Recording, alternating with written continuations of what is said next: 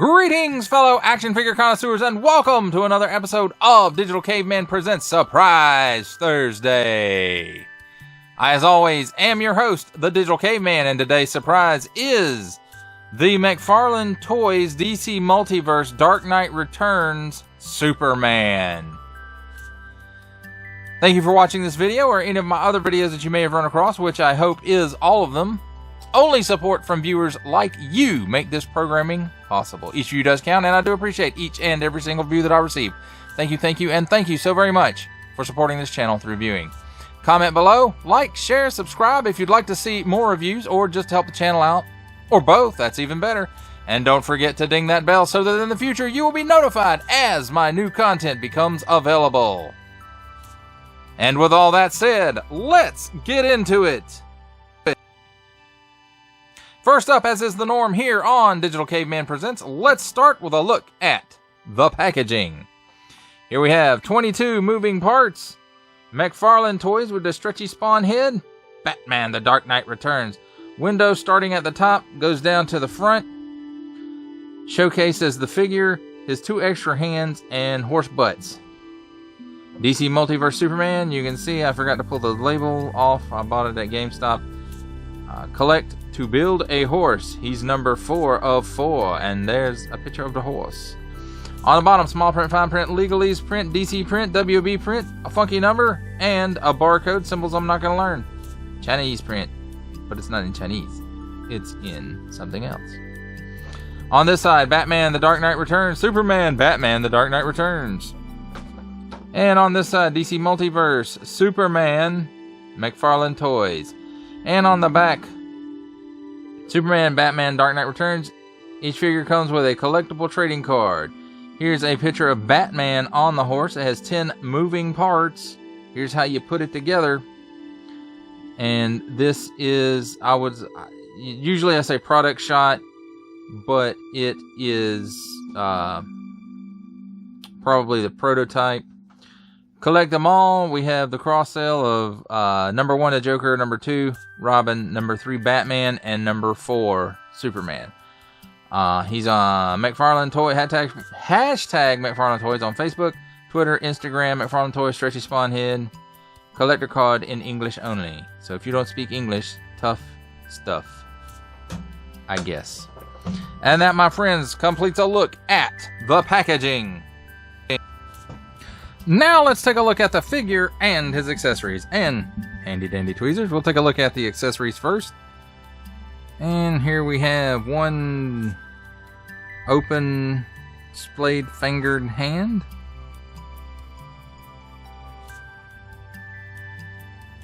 And here we have another one for the other side.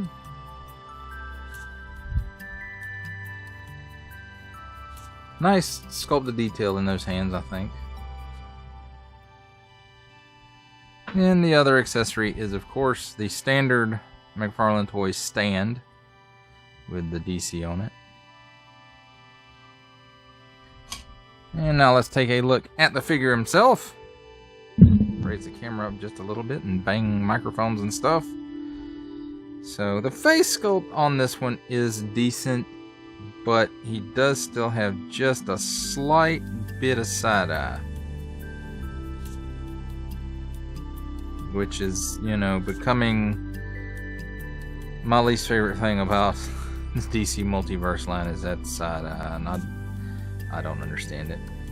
But nice comic booky colors on this guy. The only thing that's really bothers me about the paint job, and I can fix this, I was told by my friend Toybot Dave, is to just take a little acetone and a Q-tip and put it on the belt loops there, and it'll turn them red, or it'll take the paint off and make the belt loops red because of this overlay, which this is just an overlay piece. The whole belt and the shorts and everything is just a rubber overlay piece, but that'll take those off and make it red. So, but I do like the nice comic booky colors on it. It's very appropriate. One thing I do think is missing that was in the media that's not on this one is the yellow S outline on the back of the cape. And I could be wrong. It's been a while since I've read Dark Knight Returns, so I could be wrong about that. But I do believe that he had the yellow S outline on the cape. So, but I do think it's a nice sculpt, and it does portray the character as he appeared in the media by artist Frank Miller and inker Klaus Janson. Had a brain fart there for a minute. Now, the one thing, I don't know, this is a little weird, and maybe they're using this chest for some other stuff, but the Superman S here is just an overlay that's glued on. So, I don't know if it's that they're using this as some kind of standard buck or what. But I think he's pretty accurate to the media. Enough that you can tell looking at him and go, hey, that's from Dark Knight Returns. Now, let's look at his articulation. At the head, he can look up that far, so you can do him in some flying poses. He can look down that far. He has just a little bit of chicken neck, and he's got some tilt in there. Tilt, tilt, tilt. He can do the full Exorcist. At the shoulders, can go up that far. Can do a full 360 degree rotation. There is a little bit of butterfly in it, but not a whole lot. And you really have to kind of force it. But that's about all forward you get, and that's about all the back you get. Now the elbow is single hinged, however it is a hinge and swivel. So you get about that much bend at the elbow, and it does rotate the full 360 degrees. The hands are on, I guess, up and down ball joint. It's the way it looks, yeah. But you can rotate that some, and it will do a full 360 degree rotation at the wrist. And it's this one is aimed side to side, but again, that is something that you can work at it and get it face whichever way that you like. There's a cut here where the chest meets the lower torso, and that gives you crunch back that far again, which is good for flying, and then not really too much crunch forward, and he does have some hula action on that, and it will turn 360 degrees at that. However, he does also have a cut at the waist, and I think it's on a dumbbell joint, and it gives you a little more hula and a little more back, and maybe a little bit of forward, and another full 360 degrees of rotation. The shorts here, like I said before, these are just a rubber overlay. At the legs, he can almost give you the full splits. No pull down joint there. That's not uncommon. Todd doesn't put those in usually. Excuse me. He can kick forward that far, back that far, double hinged pinned knees, and that will give you, let's see if I can get all the articulation out of it. Yep. Will give you that much bend, and there's nothing at the shin, and again nothing at the, normal for McFarlane toys, nothing at the upper thigh. However, you do get a little bit of twist there at the hip joint. For the ankles, they're on these balls, and we'll tilt down that far and tilt up that far. And then he does have toe tilt, which will go that far. And there is a pin, and it does have a little bit of rocker. And again, if you need more, you can adjust these balls to where they'll do a little more rocker and less tilt.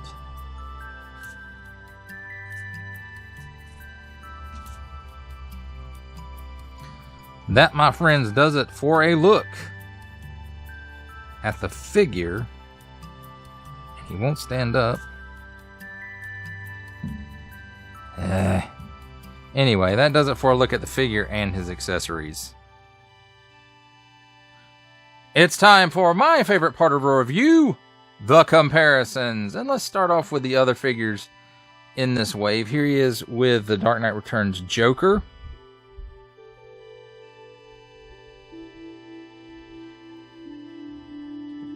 And next up we have Carrie Kelly Robin. She'll stand up. Sometimes she will, sometimes she won't.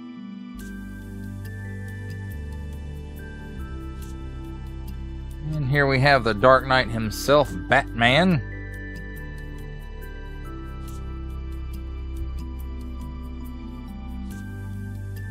And last but certainly not least for the McFarlane line, or this wave, Build-A-Figure a horse.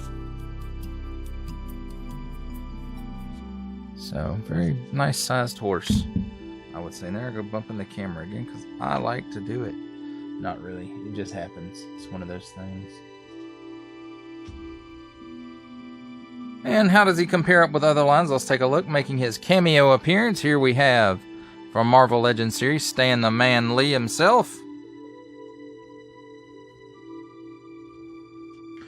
From the G.I. Joe Classified series, we have the Hasbro Pulse exclusive Regal variant Cobra Commander. And from Star Wars The Black Series, we have the Archive Edition 501st Legion Clone Trooper. And that, my friends, completes a look at the comparisons.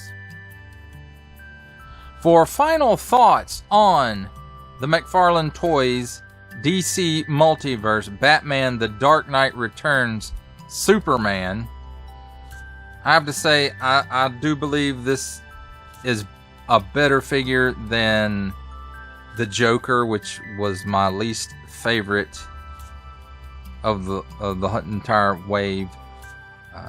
I think he looked the least like the media. At least the face that came on him should have had like a batarang sticking out the eyeball to make that closer to the media, in my opinion. I just really did not like the face sculpt on that Joker. But anyway, this one is better. I think it's more representative of the art from Dark Knight Returns. Again, you know, I think it's a missed opportunity here. Just lazy when they were painting it, I guess. I don't know. Maybe that's how they were told to paint it. And of course the S is an overlay, so I don't know if this body is used in other areas or not, but it, you know, it really works for Superman. And I do think McFarlane's stuff is getting better now. If he could just get away from doing the side eye stuff, would be 100% better, in my opinion. Of course, your mileage may vary. You might like your figures to have that side eye. It's not my thing, guys. But that completes the review. I hope you enjoyed it. I enjoyed making it. Only support from viewers like you make this programming possible. Each view does count, and I do appreciate each and every single view that I receive. Thank you, and thank you so very much for supporting this channel through viewing. Comment below, like, share, subscribe if you'd like to see more reviews, or just to help the channel out further. Or both, that's even better. And don't forget to ding that bell so that in the future you will be notified as my new content becomes available. That's a wrap, folks. I'll see you next time.